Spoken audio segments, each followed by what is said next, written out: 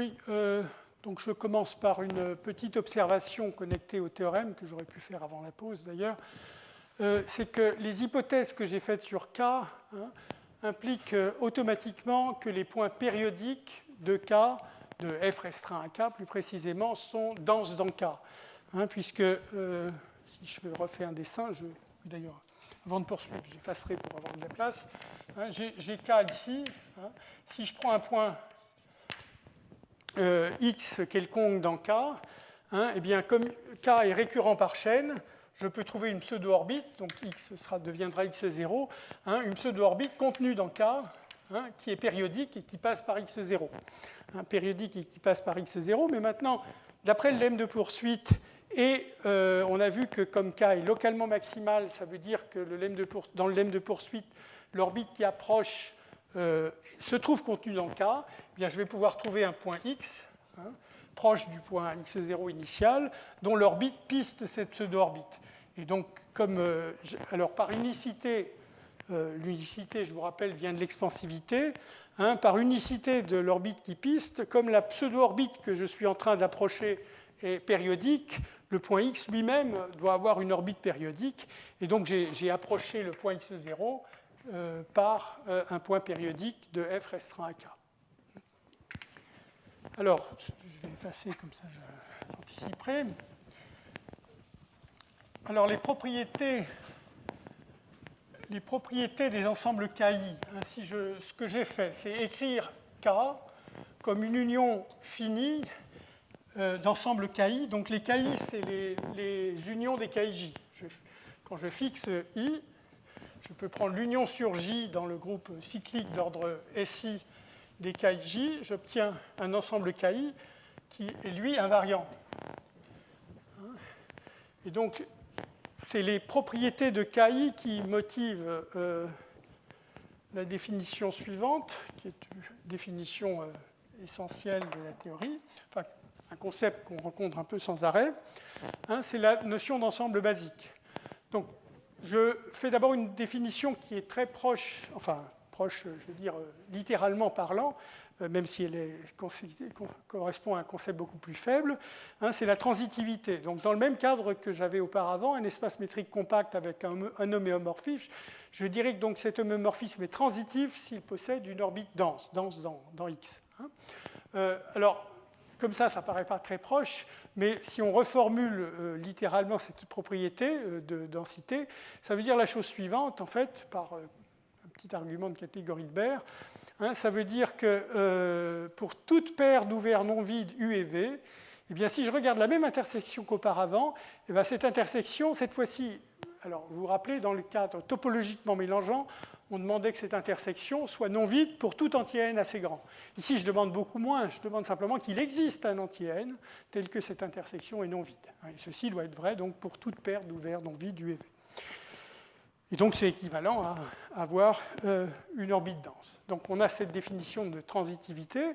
Et donc, vous voyez que dans le théorème précédent, quand je prenais l'itéré AM, alors, bien sûr, topologiquement mélangeant, implique transitivité. Et non seulement ça, mais si vous avez une puissance qui est topologiquement mélangeante de F, à ce moment-là, automatiquement, enfin non, ce n'est pas comme ça qu'il faut que je le dise, mais enfin, je veux dire, ici, vous avez cette situation-là, donc les KIJ sont invariantes par une puissance de F, et la restriction à ces KIJ de F est topologiquement mélangeante, eh bien, on voit immédiatement que ça implique que sur KI, qui est maintenant invariant, puisque j'ai mis toute l'orbite suivant le groupe cyclique SI, sur KI, F, donc ce KI est invariant par F, et la restriction, alors elle n'est plus topologiquement mélangeante, vous voyez bien ce qui se passe, c'est que vous avez plusieurs morceaux, j'avais dessiné un truc de période 3,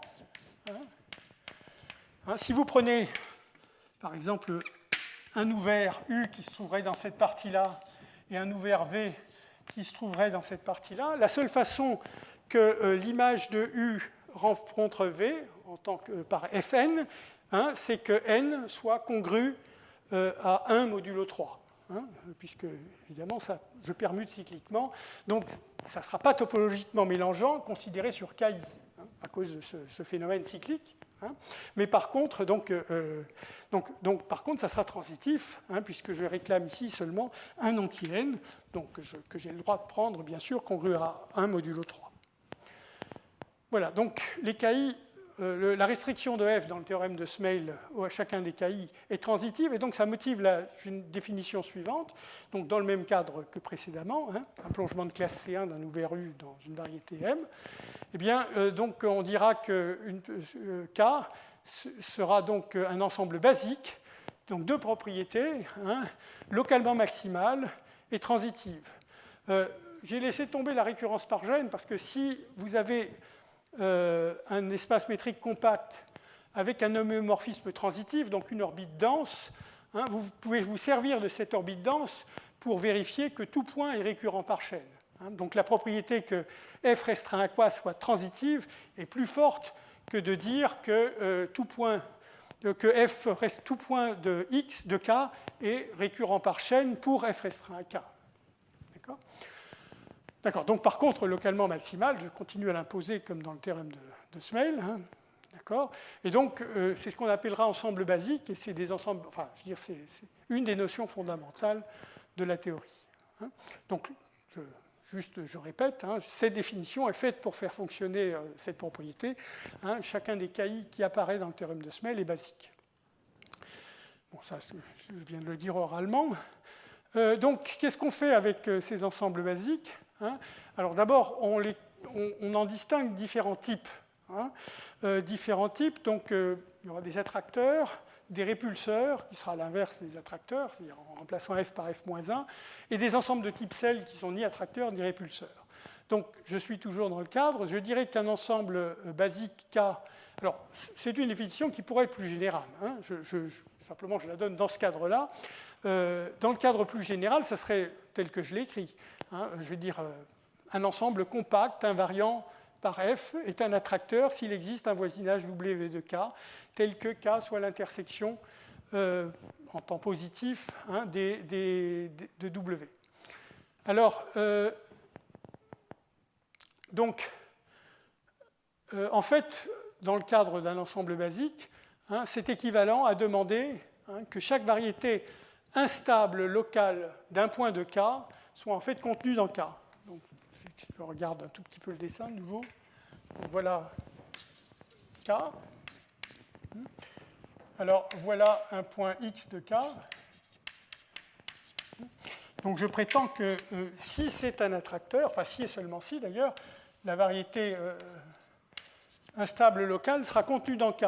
Qu'est-ce qui se passe en fait, c'est que donc s'il y avait des points sur la variété instable locale, des points au voisinage qui n'étaient pas contenus dans K, hein, eh bien, par définition de la variété instable locale, en temps négatif, hein, il s'approche de K, hein, puisqu'il s'approche de l'orbite négative de X qui est dans K. Hein, et par contre, en temps positif, comme j'ai un attracteur, hein, il converge aussi vers K, si j'avais un K. Donc, c'est un point de W ici. Donc, il converge vers K. Donc, on a une orbite complète, hein, qui reste dans un voisinage de K. Et comme j'ai supposé que K est localement maximal, hein, ça force cette orbite à se trouver en fait dans K. Donc, c'est bien enfin, j'ai montré un sens et l'autre sens est facile également. Bon, donc, deux caractérisations, si vous vouliez, du fait d'être un attracteur. Une première qui est plus géométrique et puis une deuxième qui est techniquement plus utile peut-être. Alors ici je l'ai donné dans un cadre de variété instable locale simplement parce que je suis dans un cadre où je ne m'étais pas permis de parler de variété globale, simplement parce que f-1 n'est pas partout défini et des choses comme ça. Hein, mais donc, alors d'abord, excusez-moi, je devrais d'abord donner la définition d'un répulseur qui est la définition duale. Donc c'est un ensemble basique qui est un répulseur si et seulement si la variété stable locale, ici, hein, est contenue dans K pour tout X dans K. Et finalement, type cell, c'est ni l'un ni l'autre. Hein. Alors on a vu des exemples déjà. Hein. On a vu des exemples. Le solénoïde, on l'avait d'ailleurs construit comme ça. Hein, on était parti d'un tor plein.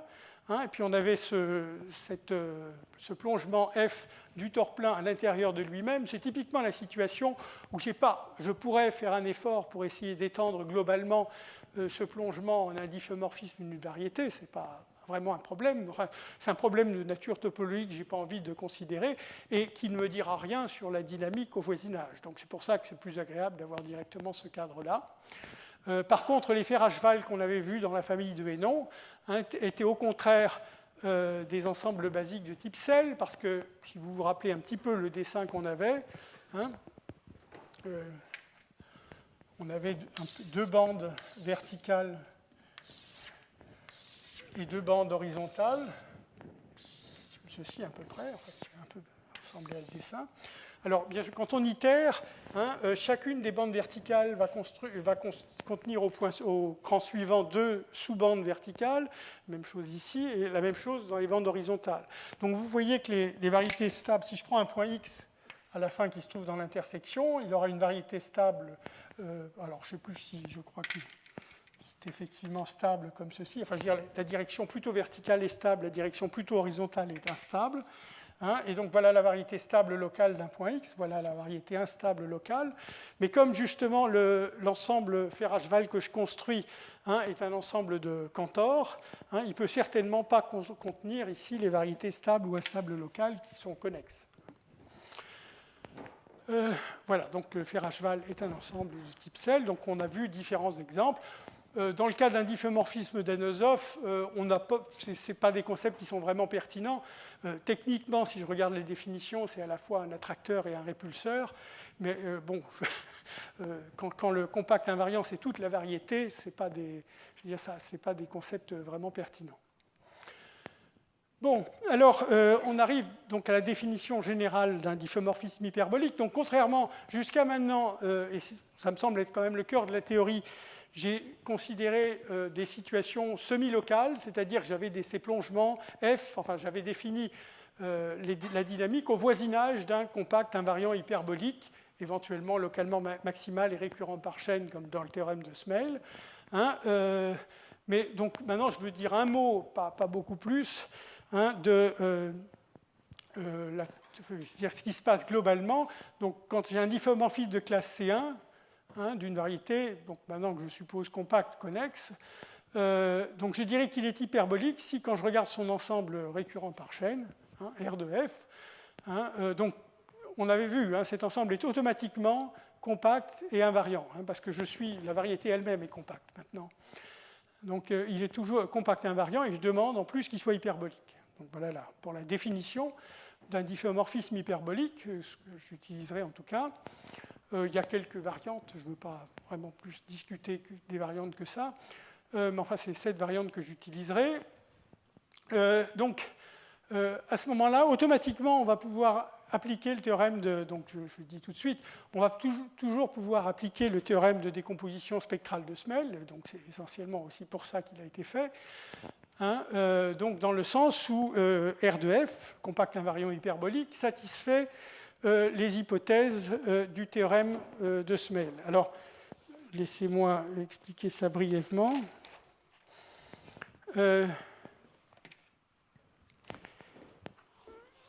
Donc, je veux montrer que, donc, sous les hypothèses qui sont là, que R de F est localement maximal.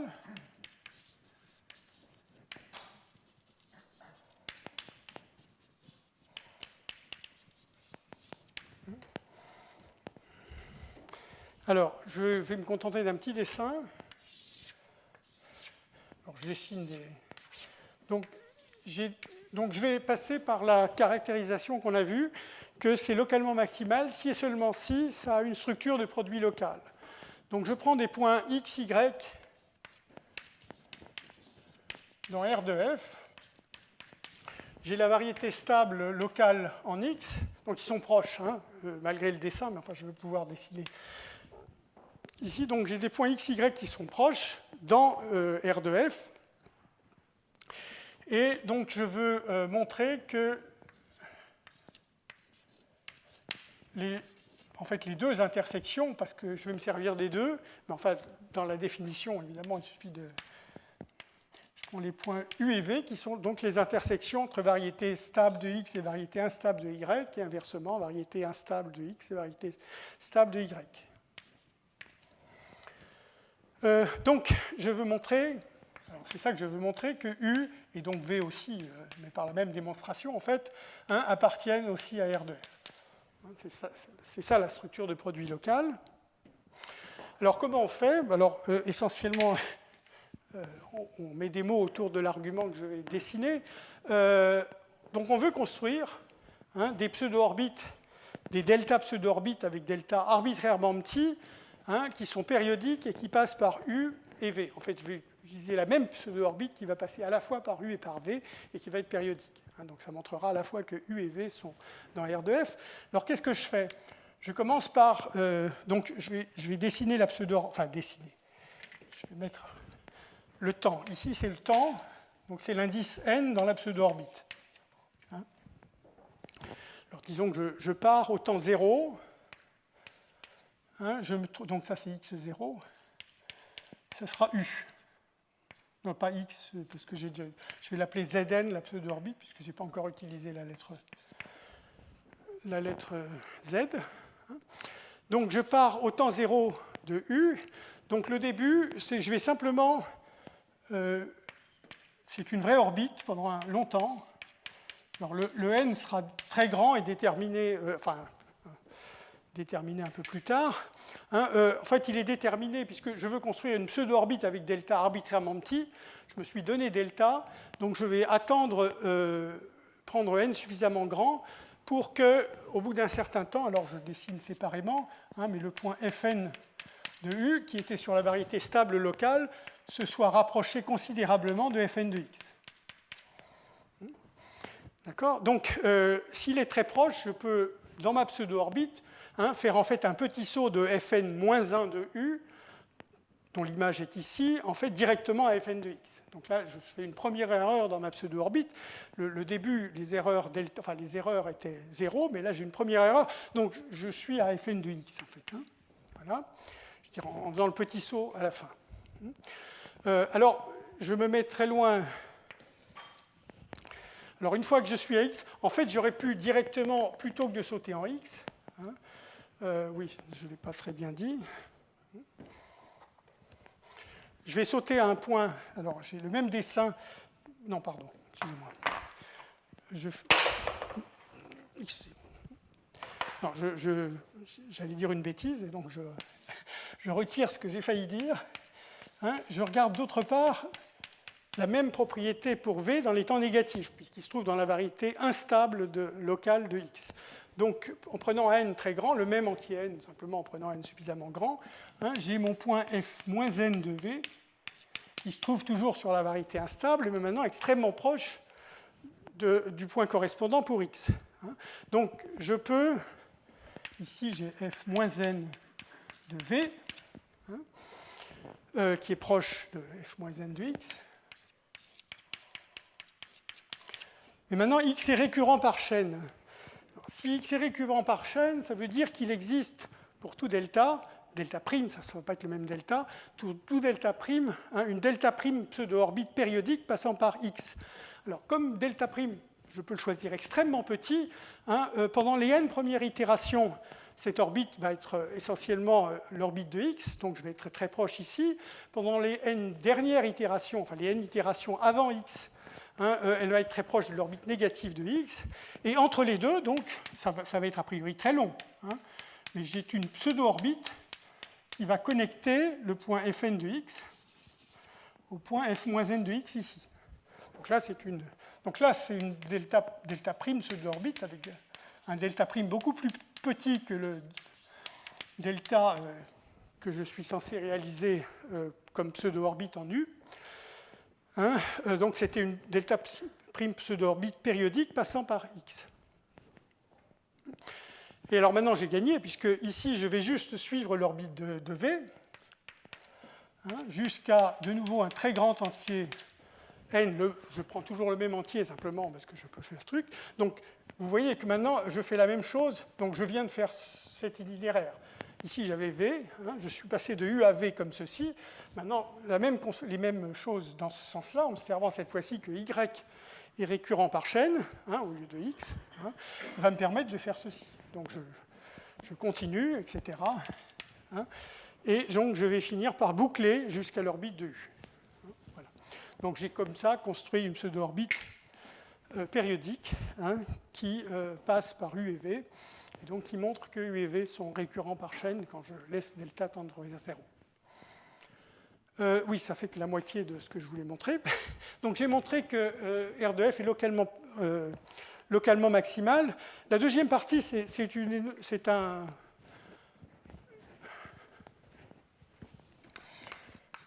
quelque chose qui est vrai en général. Si j'ai un homéomorphisme de X dans X, X métrique compact comme d'habitude, homéomorphisme.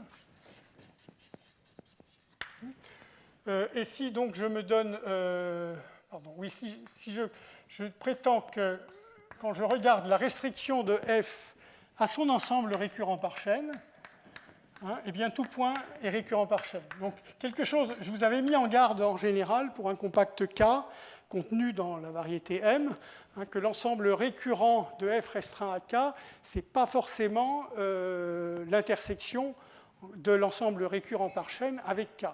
Que F restreint à quoi soit récurrent par chaîne, ce n'est pas équivalent à ce que K soit contenu dans l'ensemble récurrent par chaîne. Par contre, quand on considère effectivement K comme étant lui-même l'ensemble récurrent par chaîne, on ne perd rien.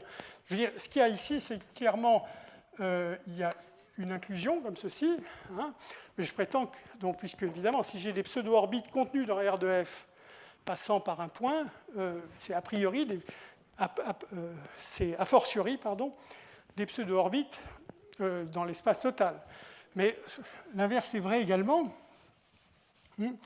Alors, l'inverse est vrai également. Et qu'est-ce qu'on voit en fait Donc, je fais l'argument brièvement de nouveau avec un petit dessin.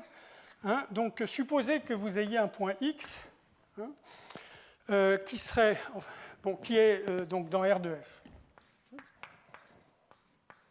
Je vais montrer qu'en fait, il est récurrent par chaîne. Donc, je peux trouver des delta pseudo-orbites qui sont contenus dans R de F. Donc, quelque chose de plus fort dont je suis parti. Donc, j'ai ce point X dans R de F. Alors, ce que je regarde, donc disons que pour tout n, je me donne une delta pseudo-orbite. Donc, il y a deux, donc je veux une 1 sur n pseudo-orbite. Donc, je vais noter X, donc périodique, Donc, la période va devenir de plus en plus grande, bien sûr, que je note X, I, N. Donc, le N va tendre vers l'infini, et le I varie, disons, mais elle est périodique. Voilà. Donc, je prends une étape pseudo-orbite comme ça, et puis je vais appeler, disons, D indice N, la distance maximale entre, donc de D, entre l'ensemble récurrent par chaîne et le point ici N, donc le maximum sur I. Je me demande, est-ce que cette chaîne s'éloigne beaucoup de R de F Alors, je vous laisse vous convaincre que si Dn tend vers 0, en fait, même si une sous-suite de Dn tend vers 0, mais si Dn tend vers 0, clairement, on peut en quelque sorte projeter la pseudo-orbite chaque fois sur R de F et obtenir une pseudo-orbite dans R de F. Donc là, c'est OK. Donc le seul problème, c'est si la suite Dn ne tend pas vers 0, et même, en fait, si elle reste bornée, donc supposons au contraire qu'on ait Dn supérieur à un epsilon strictement positif, donc ça c'est le mauvais cas, il y a toujours un moment où la pseudo-orbite s'éloigne, donc je refais un dessin, j'ai le delta epsilon voisinage de R de F, et donc je suppose que mes pseudo-orbites que je construis ici ont toujours au moins un point en dehors. Donc c'est un certain point, Ix, N, I indice N, qui se trouve en dehors du voisinage. À ce moment-là, je peux, quitte à extraire une sous-suite, supposer que ce point tend vers un point X infini. Comme je suis à l'extérieur du epsilon voisinage, le point se trouvera encore à l'extérieur du epsilon voisinage. Enfin, je prends des voisinages ouverts, donc l'extérieur est compact. Et maintenant, vous voyez que ce point x infini, donc on a des orbites, on avait des deux delta pseudo-orbites périodiques. Je n'ai que du jaune, donc je me sers du jaune. On avait des delta pseudo-orbites passant par là. Je dessine de façon continue, mais enfin, c'est des suites finies qui passaient par les points xn. Ceci, pour ces points-là, se rapproche de celui-là. Donc, de nouveau, peut-être en changeant un tout petit peu le delta, je peux fabriquer des delta pseudo-orbites qui passent par ce point-là. En suivant là, simplement cette pseudo-orbite et en faisant le petit saut nécessaire ici, qui devient de plus en plus petit lorsque n tend vers l'infini, en passant proche de x infini. Et donc j'ai des pseudo-orbites périodiques passant par x infini, mais ça veut bien dire que x infini est récurrent par chaîne. Or, ce qui est contradictoire avec le fait qu'il était en dehors du epsilon voisinage de l'ensemble récurrent par chaîne. Donc vous voyez, c'est un argument topologique général. Alors, ceci étant, donc pour ces difféomorphismes hyperboliques, il y a des tas de questions. Par exemple, pour les difféomorphismes d'Anosov, on ne sait pas. Alors, pour les difféomorphismes d'Anosov sur TD, à ce moment-là, on sait que l'ensemble, puisque on sait que par le théorème de Franks, c'est topologiquement conjugué à des difféomorphismes linéaires, et pour les difféomorphismes linéaires, c'est très facile de vérifier. En fait, je vous ai dit que c'était topologiquement mélangeant, et donc ça implique en particulier que tous les points sont récurrents par chaîne. Donc, ceci, c'est vrai, mais encore une fois, la conjecture, c'est qu'en gros, à la généralisation près dont j'ai parlé la dernière fois, ce qu'on appelle les nil-manifolds, même les infra-nil-variétés ou infra-nil-variétés, donc remplacer essentiellement RD par un groupe nilpotent, ensuite TD par un réseau, donc un sous-groupe co-compact, et puis donc A par de nouveau un automorphisme du groupe qui laisse le réseau invariant. Et puis ensuite, éventuellement, une construction de revêtement fini dont je ne vais pas parler. On pense qu'il n'y a pas d'autres difféomorphismes d'Anosov à des formations près que ceux-là. Ceci étant, abstraitement, on ne sait pas montrer, par exemple, cette propriété. Tous les exemples qu'on connaît ont cette propriété, donc tout point est récurrent par chaîne, mais disons que c'est en ce qui concerne. Donc vous pouvez considérer ça comme un pas intermédiaire vers la conjecture plus générale, que tout difféomorphisme d'Anosov est de la forme de ceux qu'on sait construire. Il n'y en a pas d'autres. Bon, alors, maintenant, quand on a donc si on applique le théorème de décomposition spectrale au difféomorphisme hyperbolique, donc je l'applique avec le compact invariant hyperbolique R de F, donc je viens de voir que R de F satisfaisait aux hypothèses du théorème de Smale, et donc je vais pouvoir écrire l'ensemble récurrent par chaîne comme une union finie disjointe d'ensembles basiques. Donc là, j'ai fait juste un cran de la décomposition. C'était, vous vous rappelez que le théorème de décomposition spectrale, on écrivait K comme l'union des KIJ. Donc, je fais juste la décomposition sur I en gardant donc les ensembles KI, qui sont ces R alpha en l'occurrence, qui étaient l'union sur un cycle de J de façon à avoir des ensembles invariants. Donc on a vu que dans ce théorème, dans le théorème de décomposition, les KI étaient des ensembles basiques. Donc en l'occurrence ici, j'ai les ensembles basiques de F, les R alpha. Alors de ceci, on tire essentiellement, parce que les R alpha sont des compacts disjoints, donc il faut bien qu'une orbite comme M est compacte dans ce cadre-là. M est compacte, donc il faut bien que les orbites des points de M s'accumulent quelque part, en temps positif ou en temps négatif, mais comme les R alpha sont compacts et invariants, une fois que, je veux dire, au bout d'un certain temps, on reste dans les voisinages des R alpha qui sont des voisinages disjoints, et on ne peut pas sauter d'un voisinage à l'autre sans passer entre les deux, et donc ça veut dire que M va être l'union de ces ensembles stables et instables que j'ai donc définis ici. C'est simplement l'ensemble des points. Donc c'est plus des variétés ici, parce que R alpha n'est pas un point. Je veux dire. Donc c'est l'ensemble des points. C'est par contre une union de variétés stables, comme ici. Mais donc c'est l'ensemble des points dont l'orbite s'approche en temps positif de R alpha. R alpha est invariant, donc je n'ai pas besoin de mettre Fn à ce niveau-là. Et de la même façon pour l'ensemble instable. Ici, j'ai écrit WS de R alpha comme l'union des WS de X. Cette propriété, qui n'est pas triviale a priori, enfin, ce n'est pas qu'elle soit difficile, je dirais, elle n'est pas abstraitement vraie. On peut très bien, en général, si on n'est pas dans un cadre hyperbolique, s'approcher d'un ensemble sans s'approcher d'une orbite particulière de cet ensemble. Mais ici, c'est vrai, c'est une conséquence simple du lemme de poursuite, puisque si j'ai un point, donc je vais peut-être faire le dessin rapidement. J'ai mon ensemble R alpha. Donc, si j'ai un point de WS de R alpha, alors dans un sens, c'est clair. Si j'ai un point qui se trouve dans WS de X pour un certain X dans R alpha, l'orbite de ce point se rapproche de celle de X et l'orbite de X est contenue dans R alpha. Donc, c'est l'inverse pour lequel il faut que je dise un mot.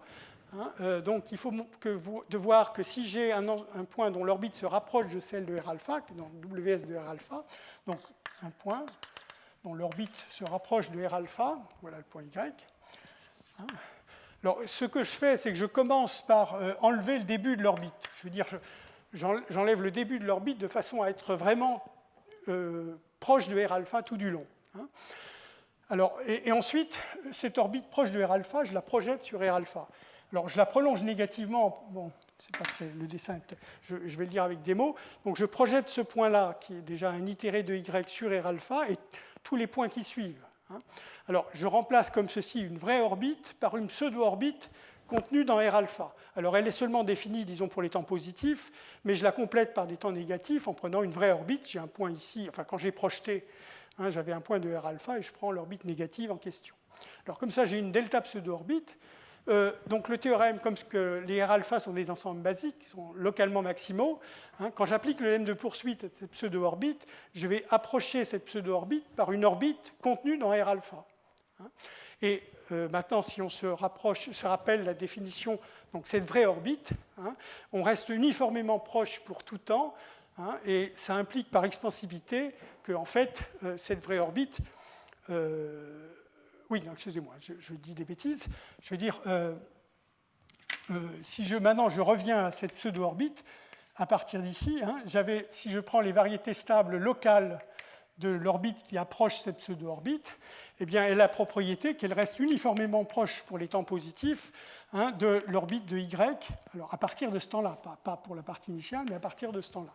Et donc, par définition, ça veut dire que le point Fn de Y qui est ici, est contenu donc ici j'ai le point X, est contenu dans la variété stable locale du point X, et donc par définition ensuite de la variété stable globale, que Y est contenu dans la variété stable d'un point f-n de X. Voilà, donc juste pour justifier ces égalités, on a le même résultat dans l'autre sens. Donc pour essentiellement terminer ce bout de théorie, qu'est-ce qu'on fait à partir de là? Eh bien, on a ces deux partitions, une partition en ensemble stable des R alpha, une partition en ensemble instable des R alpha, de la variété tout entière. Donc ce que je peux faire, c'est les croiser, ces partitions. Donc regardez les intersections, WU de R alpha, intersection WS de R bêta, ça veut dire quoi? Ça veut dire que c'est des points dont l'orbite en temps positif tend vers R bêta et en temps négatif vers R alpha. Donc des orbites qui vont de R alpha vers R bêta. Alors quand alpha égale bêta, il suffit de prendre un point de R alpha. Si alpha égale bêta, évidemment, cette intersection est non vide.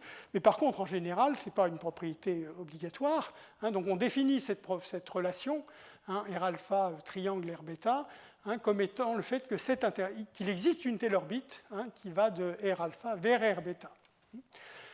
Alors, on veut fabriquer à partir de ça un ordre partiel, et pour ça, alors, cette relation, je viens de dire qu'elle est réflexive. R alpha, triangle R alpha. Alors, je vais la compléter ensuite par transitivité, mais pour obtenir un ordre partiel, il faut que je m'assure justement que cette relation n'a pas de cycle, sinon la transitivité contredira le fait qu'elle soit antisymétrique. Donc, je veux vérifier cette propriété. Et alors, de nouveau, un petit dessin vous convaincra de cette propriété. Donc, que la relation triangle n'a pas de cycle.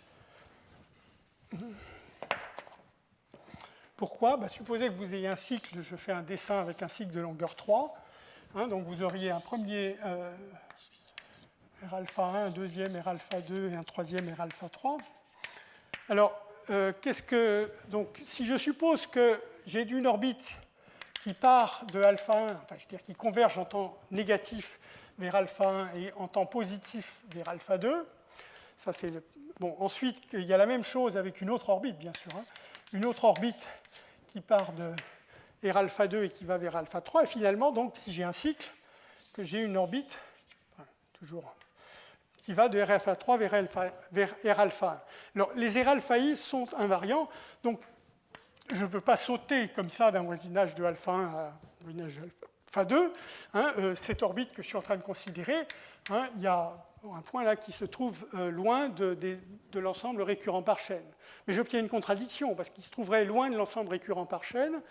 C'est une vraie orbite, ce n'est pas une pseudo-orbite, mais je peux par contre fabriquer une pseudo-orbite périodique donc suivant cette orbite ici jusqu'à m'approcher de R alpha 2, ensuite faire un petit saut sur R alpha 2. Alors maintenant, sur R alpha 2, c'est un ensemble basique, donc c'est transitif. Donc je peux me balader, après avoir sauté sur une orbite dense, si elle est dense, je peux faire un petit saut pour me retrouver dessus, me trouvant sur une orbite dense, faire en sorte, à un certain moment, de sauter sur l'orbite suivante, qui m'amène près de R alpha 3, et là je continue, je fais un petit saut sur R alpha 3, j'utilise la transitivité sur R alpha 3, et puis ensuite je me permets donc de sauter sur la dernière morceau d'orbite pour revenir ici, et finalement je reviens ici. Donc vous voyez, vous construisez comme ça des delta orbites périodiques passant par ce point-là, et donc contredisant le fait que ce point-là n'est pas censé se trouver dans l'ensemble récurrent par chaîne. Donc il n'y a pas de cycle. Et donc je peux compléter la relation triangle en une relation d'ordre partiel. Je la complète de façon minimale, c'est-à-dire je rajoute juste ce qu'il faut pour qu'elle soit transitive. Et donc à ce moment-là, vous verrez que, enfin vous voyez assez facilement, d'après les caractérisations d'attracteurs que j'avais, que donc les attracteurs, qui sont caractérisés par cette propriété. Ici, je n'ai plus besoin d'indiquer variété instable locale. De toute façon, comme je me trouve pour R alpha et par rapport à un point, je préfère pas trop en parler. Mais puisque c'est plutôt que là, je me suis placé dans un cadre global où F est globalement défini. Et donc, je dirais qu'on voit plutôt que R alpha est un attracteur, lorsque R alpha, pour cette relation, est un élément minimal pour cette relation d'ordre partiel, et inversement, bien sûr, répulseur si c'est un élément maximal. Donc en particulier, bien sûr, vous avez toujours des attracteurs, parce que vous aviez cette décomposition, de M en les ensembles stables des différents R alpha, ici. Alors, dans les 20 dernières minutes, j'aborde, enfin, ce n'est pas que je change de sujet, parce qu'on va appliquer ça brièvement, enfin, la prochaine fois, pas aujourd'hui, mais la prochaine fois, on appliquera ça aux situations qu'on vient de considérer de diffeomorphisme hyperbolique, ou tout au moins d'ensemble basique.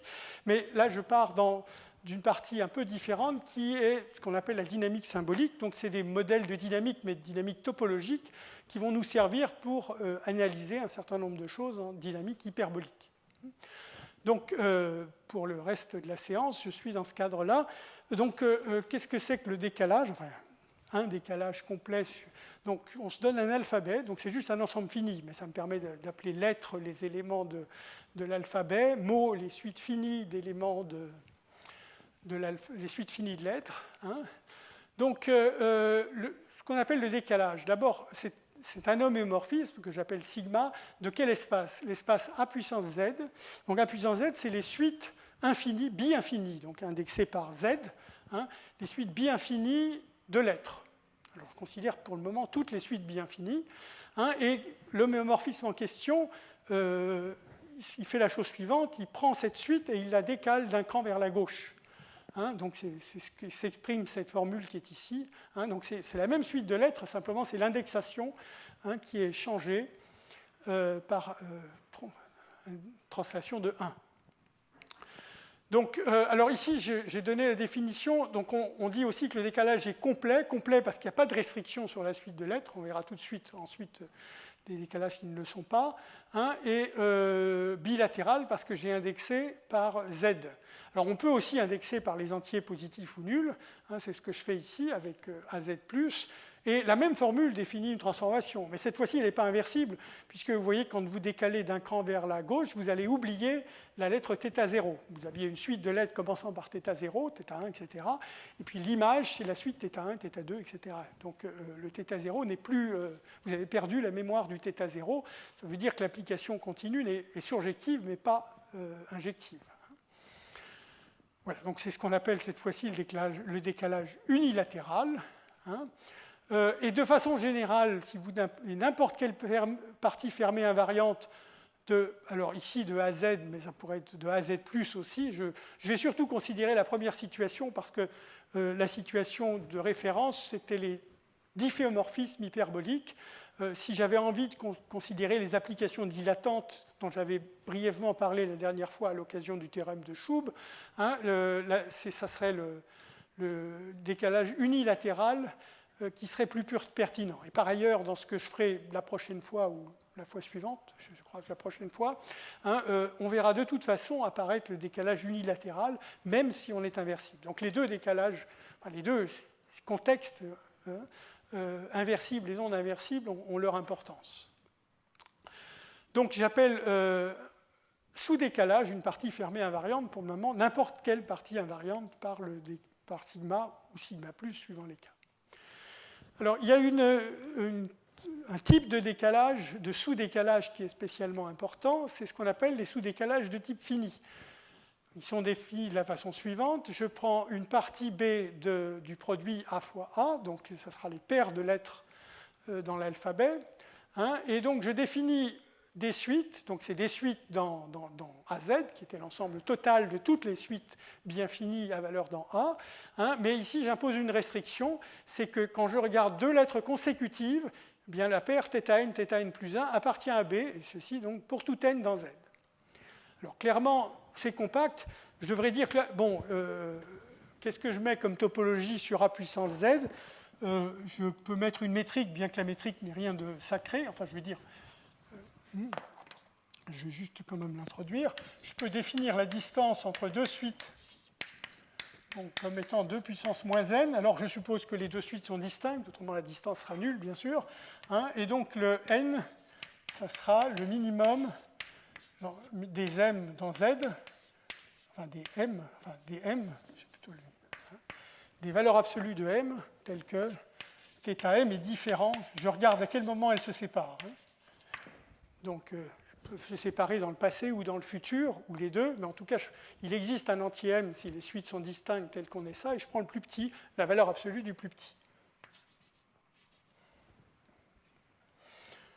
Oui, enfin, je n'ai pas besoin de le mettre ici, c'est bien comme ça. D'accord ? Donc ça, c'est n, hein, et c'est le n qui apparaît ici.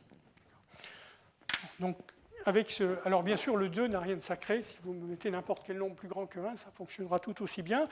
Ça définira, alors ça ne sera pas la même distance, mais ça sera la même topologie, un espace métrique compact. Hein, et donc c'est par rapport à ça que je discute les compacités ici. Donc clairement, cette propriété va définir un ensemble compact invariant par sigma. Et donc on appelle sous-décalage de type fini, défini par cette partie B. Chaque fois que je me donne une partie B, donc il n'y en a qu'un nombre fini bien sûr, puisque A lui-même est fini, j'aurai un sous-décalage de type fini. Alors je pourrais bien sûr faire ça pour les suites unilatérales, indexées seulement par les entiers positifs ou nuls.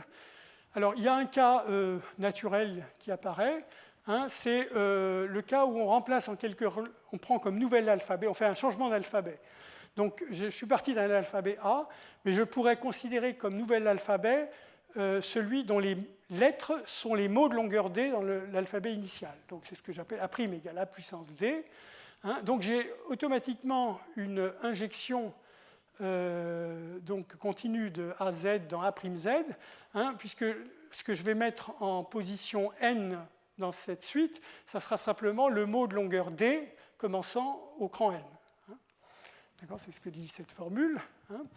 Alors, vous voyez que ce que vous obtenez dans ce cas-là, c'est donc cette injection I, hein, c'est une conjugaison entre les deux décalages. Donc, d'une part, le décalage complet sur A, hein, et d'autre part, un sous-décalage de type fini sur le nouvel alphabet A', Z.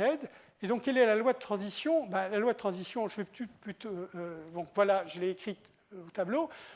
Si vous pensez à D égale 2, dans ce cas-là, juste pour D égale 2, la transition, si j'avais si j'avais θ0, θ1 qui était dans B, au cran suivant, j'aurais θ1, θ2. Donc, il faut précisément que les seules transitions possibles, c'est une fois que j'ai θ0, θ1, la lettre suivante, doit commencer par θ1. Hein. Donc, c'est bien ce que je dis ici. Je suis en train de dire que les D dernières lettres de θ sont les D premières de θ'. Bon, alors pourquoi j'ai fait cet exemple? C'est d'une part parce que, je veux dire, c'est quelque chose qu'on est en train de faire un peu sans arrêt quand on fait de la dynamique symbolique, hein, et parce qu'on a tout de suite cette propriété intéressante, c'est qu'il y a une propriété, on peut ainsi trouver tous les sous-décalages, donc les fermés invariants, je vous rappelle, les fermés invariants qui sont localement maximaux. Alors, localement maximal, c'est une définition purement topologique, hein, c'est demandé. Il existe un voisinage tel que l'ensemble compact invariant que je suis en train de considérer soit l'ensemble maximal invariant dans le voisinage. Hein. Donc, on a cette caractérisation. Donc, j'ai rappelé ici la définition. Hein, et ceci, c'est en fait équivalent, hein, à dire que vous pouvez obtenir... Alors, la situation idéale, ça serait bien sûr d'avoir D égale 1. Si vous avez D égale 1, I1, c'est simplement l'identité. Hein, et donc, ça voudrait dire que directement, les parties invariantes localement maximales sont exactement les sous-décalages de type fini. Ça, c'est trop optimiste. Donc, on est obligé de passer par cet entier D, qui a priori est plus grand que 1, hein, qui dit qu'une fois que je change d'alphabet, et que donc, je considère comme nouvel alphabet celui dont les lettres sont les mots de longueur D dans l'alphabet initial, hein, et bien à ce moment-là, j'obtiens dans ce plus grand monde, en quelque sorte, un sous-décalage de type fini. Alors, je ne sais pas ce que je donne. Non, je vais sauter ça parce que c'est un exercice élémentaire, parce que je voudrais donner une indication. J'hésite entre... Non, je vais quand même la donner, et puis éventuellement, je donnerai la prochaine fois la démonstration que je fais ensuite.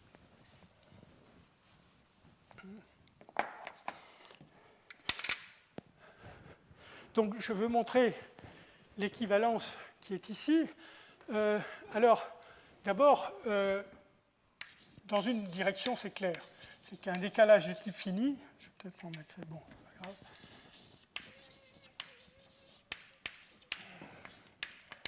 Est localement maximal. En fait, non, je veux dire, je suis en train de faire le cas D égale 1 pour ne pas me compliquer les notations, mais je veux dire, c'est le décalage de type fini dans AD puissance Z. Hein, mais, pourquoi? Parce que je peux écrire, si j'ai sigma B, donc c'est le décalage de type fini que j'avais défini, c'est simplement l'intersection des sigma moins n d'un certain ouvert, je vais noter CB. Hein. L'ouvert en question, c'est simplement l'ensemble des suites telles que θ0, θ1 appartient à B. Hein, c'est clair, je veux dire, d'abord c'est clair que cette propriété définit un ouvert, hein, et ensuite c'est clair qu'on a cette égalité, puisque la sigma B, c'était l'ensemble des suites telles qu'on a θn plus 1 appartient à B. Donc quand j'applique sigma, je me retrouve au bout, avec le nombre d'itérations voulues, hein, en θ0, θ1. Donc on a cette propriété avec ces B ouverts, et ça vous dit bien que sigma B est localement maximal. Alors dans l'autre sens, donc je veux montrer que si j'ai un ensemble localement maximal, il est effectivement, après changement d'alphabet, un sous-décalage de type fini. Donc dire qu'il est localement maximal, je pars de K. Hein, et donc il est localement maximal, donc il s'écrit comme sigma moins n de W. W est un voisinage de K. Alors j'utilise le fait que ce qu'on appelle les cylindres, donc je vais noter C alpha 1, de façon générale, non, je vais plutôt mettre alpha moins D, alpha D, donc ça va correspondre à des mots de longueur 2D plus 1. Donc il y a une petite différence de notation entre l'énoncé où j'ai des mots de longueur D et la preuve où j'aurai des mots de longueur 2D plus 1. Enfin, donc je fixe une suite finie de symboles dans l'alphabet, de lettres dans l'alphabet, indexées entre moins D et D, et je regarde donc l'ensemble des suites bi-infinies telles que AC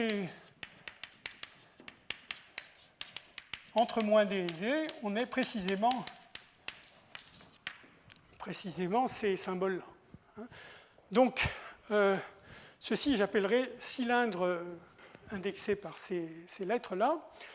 Et donc, une propriété fondamentale de la topologie de A puissance Z, c'est que ces cylindres constituent une base d'ouvert. Et donc, ça veut dire que je vais pouvoir écrire, intercaler. Donc, alors, ils sont ouverts et fermés. Ils sont clairement ouverts et fermés. Ici, j'avais une union particulière de cylindres, une union sur B de cylindres. Ici. Donc, K va être contenu dans... alors, je vais l'appeler C indice... Alors, je vais encore l'appeler B. Ici, je pars d'un ensemble localement maximal. B n'est pas donné. Mais je vais pouvoir trouver une partie B. Alors, donc B... va être une partie, cette fois, je ne vais peut-être pas l'appeler B, ça va tromper trop. Donc, je vais l'appeler E. Donc, E est simplement une partie de A puissance 2D plus 1, c'est-à-dire les suites finies indexées par moins D jusqu'à D. Et donc, CE, ça sera simplement l'union, par définition, des C de alpha pour alpha dans E. Donc je prends une union finie d'un certain nombre de cylindres, bien choisis, et je peux m'arranger pour que d'une part ces epsilon contiennent K, et d'autre part soit contenu dans le W qui apparaît ici.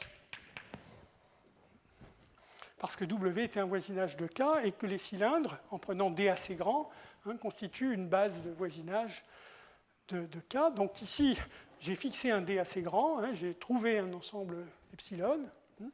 Et clairement, maintenant, donc, comme on avait cette relation, j'ai a priori K comme intersection des sigma moins n de ces epsilon. Puisque j'ai pris quelque chose de plus petit qui contient K, donc on a certainement cette propriété. Et du coup, quand vous revenez à cette situation, vous obtiendrez que vous obtenez un sous-chiffre de type fini, mais pas par rapport à l'alphabet initial, par rapport au nouvel alphabet A puissance 2D plus 1. Voilà. Bon, donc ça c'est pour cette propriété. Alors, oui, je vais juste introduire des énoncés, et j'ai envie quand même de donner les démonstrations, et je les donnerai au début de la séance suivante. Donc, je m'intéresse aux deux propriétés qu'on a déjà vues dans le cadre hyperbolique. Transitivité, c'était la propriété pour les ensembles basiques, et le mélange topologique, qui était la propriété d'itérer appropriée quand je décomposais, quand j'éliminais les phénomènes cycliques dans le théorème de décomposition de Smale, de décomposition spectrale. Donc on peut se demander, dans le cadre où je suis, quand est-ce que c'est transitif ou topologiquement mélangeant. Alors d'abord, une première chose à observer, c'est que si je regarde le décalage complet, c'est automatiquement topologiquement mélangeant, et donc transitif, qui est topologiquement mélangeant, c'est une propriété plus forte. Donc ça bon, c'est évacué, mais je veux m'intéresser en fait pas au décalage complet, mais au sous-décalage de type fini, ou si vous préférez localement maximaux. Donc je me demande quand est-ce qu'une partie B de A fois A définit un sous-décalage de type fini qui soit transitif ou topologiquement mélangeant. Enfin, c'est deux problèmes distincts, mais en quelque sorte, il faut d'abord que je résolve le problème de la transitivité pour ensuite discuter le mélange topologique. Alors ici, donc, je donne les solutions sans... alors, pour formuler la situation, le plus simple, c'est d'introduire un graphe orienté. Donc, les sommets sont les lettres de l'alphabet et les arêtes vont pour chaque paire AA' dans B, donc B est défini, c'est le gap, je devrais mettre un B rond d'ailleurs ici, pour chaque paire AA' dans B, j'ai une arête de A vers A'.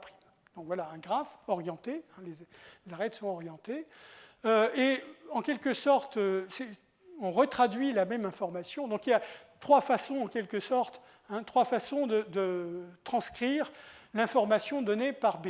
Je veux dire, je peux simplement me donner B comme partie de A fois A. Je peux me donner un graphe orienté dont les sommets sont les lettres de A. Et ici, c'est une matrice à coefficient 0 ou 1. Je mets des 1 chaque fois que la paire A' est dans B et 0 sinon. Alors, une relation entre les deux, entre le graphe et la matrice, c'est, vous vérifierez immédiatement, que si je prends la puissance de cette matrice, la puissance m de cette matrice, eh bien le coefficient donc, en position A', qui est bien sûr un entier positif ou nul, est exactement le nombre de chemins de longueur m qui vont de A à A' dans le graphe. Bon, pour m égale 1, c'était la définition, pour m égale 1, et donc pour m plus grand que 1, c'est essentiellement la définition de la multiplication des matrices, si vous regardez ce qui se passe. Alors, donc, d'abord, une première chose pour ne pas s'embrouiller, c'est d'éliminer les lettres qui servent à rien, puisque j'ai dit, je crois, non, je ne l'ai peut-être pas dit, que les suites bi-infinies, à quoi correspondent les suites bi-infinies dans le décalage défini par B ? Bien, ça correspond aux chemins bi-infinis indexés par les entiers positifs ou nuls, donc des chemins bi-infinis dans le graphe orienté gamma B, puisque je dois faire une suite d'arêtes, chaque arête partant où la précédente s'est arrêtée, donc c'est voilà, un chemin bi-infini. Et si je veux, enfin un chemin bi-infini, ça ne passe que par des sommets qui ont cette propriété. Si j'ai des sommets sur lesquels n'arrive aucune arête ou d'où ne s'échappe aucune arête, il n'y aura certainement pas de chemin bi-infini qui passe par là. Donc je peux commencer par éliminer ce genre de sommet jusqu'à...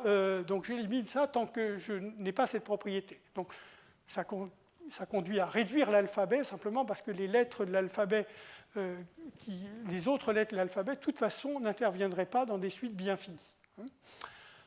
Donc ayant obtenu cette propriété, donc j'ai deux caractérisations.